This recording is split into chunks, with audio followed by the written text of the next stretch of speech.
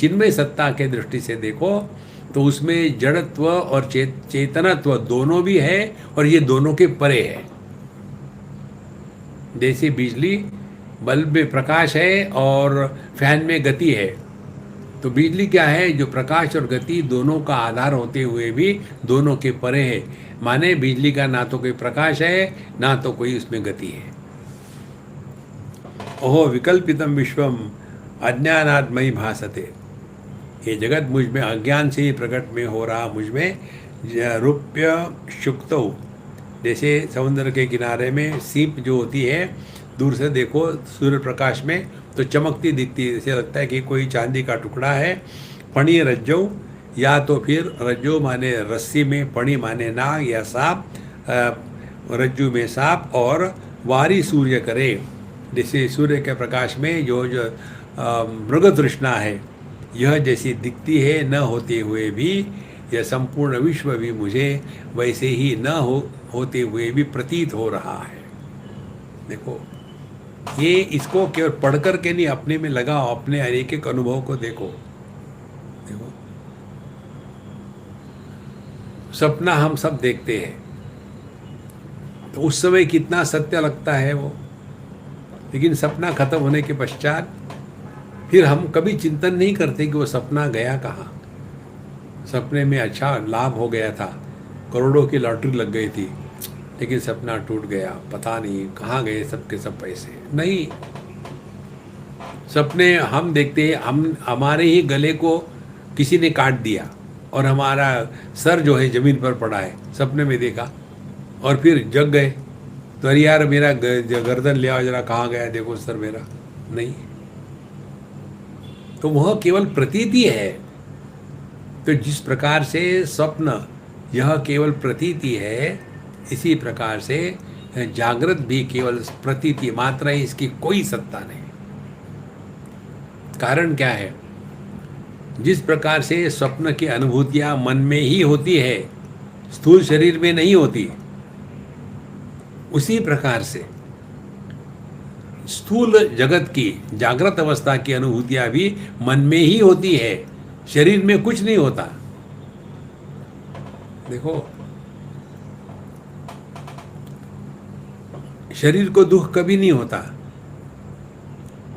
दुख होता है मन को। देखो महाराज, समझो कहीं आपको दर्द हो रहा है तो वहाँ थोड़ा एनेस्थेशिया लगा लो तो दर्द गायब। जो पेन किलर वो यही है। पेन किलर क्या करते हैं? मन को उस क्षेत्र में प्रवेश करने से रोक देते हैं। जहाँ मन नहीं गया तो उसको समझ भी नहीं आता सुख है कि दुख है, तो मस्त पड़े है।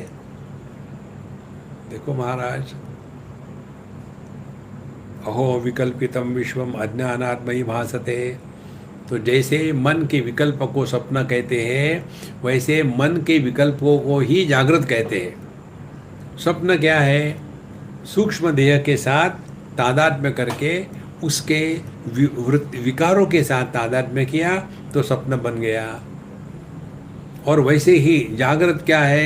ये भी है, देह के साथ तादात्म्य हो गया तो ये जागृत जगत आ गया। और ये महत्व की बात हमने आपको बताई है। देह के साथ तादात्म्य होना, इसको कोई भी रोक नहीं सकता। देखो, होगा ही। दर्पण के सामने चले जाओ तो वहां प्रतिबिंब होगा ही, उसको रोक नहीं सकते। देखो, फिर करना क्या है? यही समझदारी है अध्यात्म की, वेदांत की। करना यही है, दर्पण में प्रतिबिंब दिखते हुए भी उसको सत्य के रूप में स्वीकार न करो। यही बात यहाँ बताए, रूप्यम शक्तो फणीय रज्जो वारी सूर्य करे यथा। जैसे मृग तृष्णा दिखती है, लेकिन उसको हम सत्य नहीं कहते। देखो, आनंद ले लो, लेकिन उससे पानी पी कर के प्यास बुझाने का प्रयत्न मत करना। उसी प्रकार से देखो, यह जो देहात्म भाव होगा वो होगा ही, लेकिन उसको सत्य मान के मत चलो, ये कहने का तात्पर्य। देहात्म भाव ये समस्या नहीं है। देहात्म भाव को सत्य मानने की समस्या है, और ये होता है अभ्यास के कारण। इतना अभ्यास हो गया हमारा, मैं देह हूँ, और विचित्र बात यह है कि कोई नहीं कहता मैं देह हूँ, लेकिन हमारा सब जीवन केवल मैं देह हूँ इसी सिद्धांत पर चल रहा है। देखो रे बाबा, वेदांत के साधना में करना कम है, समझना ज़्यादा है। देखो, और जो समझ सकते हैं वो ज़्यादा शहाने बन जाते हैं। They are educated illiterates, logic, reason, और उसी में फंस जाते हैं, क्योंकि वो तात्पर्य निर्णय ठीक से नहीं निकाल सकते। ओहो विकल्पितम विश्वम अज्ञानात् मयि भासते, रूप्यम शक्तौ फणि रज्जौ वारी सूर्य करे यथा। इसीलिए यह जो जगत है ये ऐसा ही है, केवल उसको सत्य के रूप में स्वीकार न करना आपकी सब साधना हो गई।